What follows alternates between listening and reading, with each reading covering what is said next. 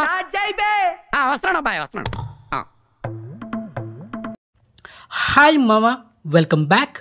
Indian 2 భారతీయుడు part 2 రీజన్గా last month July 12న థియేటర్ రిలీజ్ అయ్యి ఫస్ట్ డే సినిమాకి మిక్స్డ్ టాక్ వచ్చి ఓవరాల్గా సినిమా ఫ్లాప్ అయితే అయింది.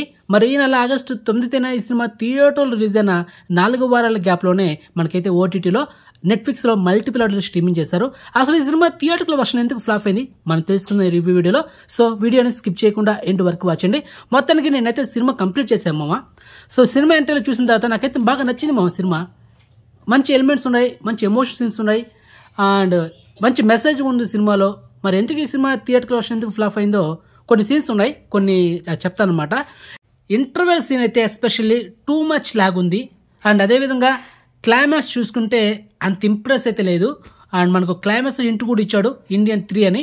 And Indian 3 next year 2025లో.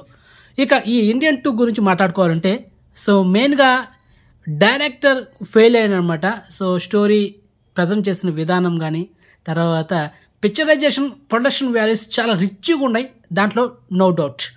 And background music Anirudh Ravichandran and Shankar వీళ్ళ కాంబినేషన్ ఇది ఫస్ట్ మూవీ.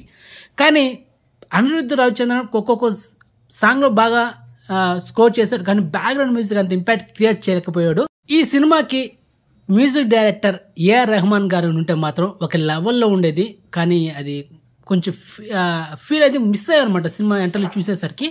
అండ్ అదేవిధంగా సముద్రకని తర్వాత Siddharth father and son relationship అది కొంచెం హార్ట్ టచింగ్గా అనిపించింది సినిమాలో అయితే.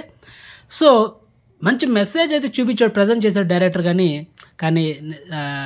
ఇంపాక్ట్ అంత క్రియేట్ లేదమ్మా. ఎందుకంటే ఇండియన్ పార్ట్ 1 మంచి ఫ్యామిలీ డ్రామా, మంచి మెసేజ్ ఉంది, చాలా హార్ట్ టచింగ్ ఉంది. కానీ ఎందుకో ఒక్కొక్క సీన్లో మనం కనెక్ట్ అవ్వలేకపోయాం అనమాట.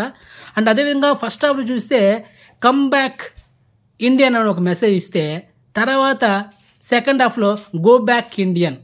సో ఇక్కడే డైరెక్టర్ ఫెయిల్ అయ్యాడని నాకు అనిపించింది. సో అది ఉండకపోతే బాగుండేది. అదేవిధంగా ఎస్జే సూర్య క్యారెక్టర్ కూడా అంత ఏం లేదు మామ, సాదా సీదాగా ఒక 2-3 సీన్స్లో కనిపిస్తాడు. తన క్యారెక్టర్ కూడా అంత ఏం హై లేదు.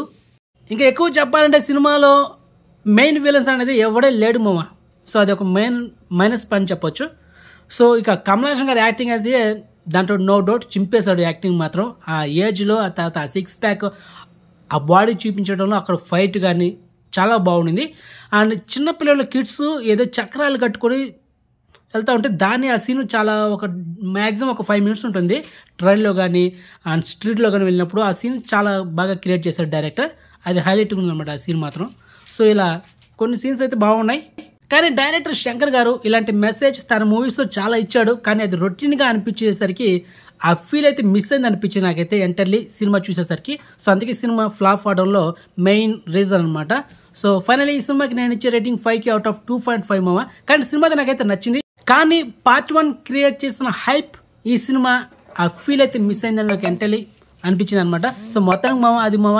సో మీకు ఎలా అనిపించింది డెఫినెట్గా కామెంట్ చేయండి. సో నా ఓపెన్ అయితే నేను చెప్పాను, నాకైతే బాగుంది సినిమా కానీ ఆ రేంజ్లో అయితే లేదనిపించింది. So one time worth movie ఓటీటీలో చూడొచ్చు కానీ థియేటర్లో చూడాల్సిన మూవీ అయితే కాదు. నేను ముందే మీకు చెప్పాను, అది మ్యాటర్. సో మొత్తానికి రివ్యూ వీడియో ఎలా ఉందో కామెంట్ చేయండి అండ్ ఛానల్ సబ్స్క్రైబ్ చేసుకోండి, నోటిఫికేషన్ ఆన్ చేసి పెట్టుకోండి. సో నెక్స్ట్ మంచి ఇన్ఫర్మేషన్తో మళ్ళీ మేము ఉంటాం మామ. బాయ్.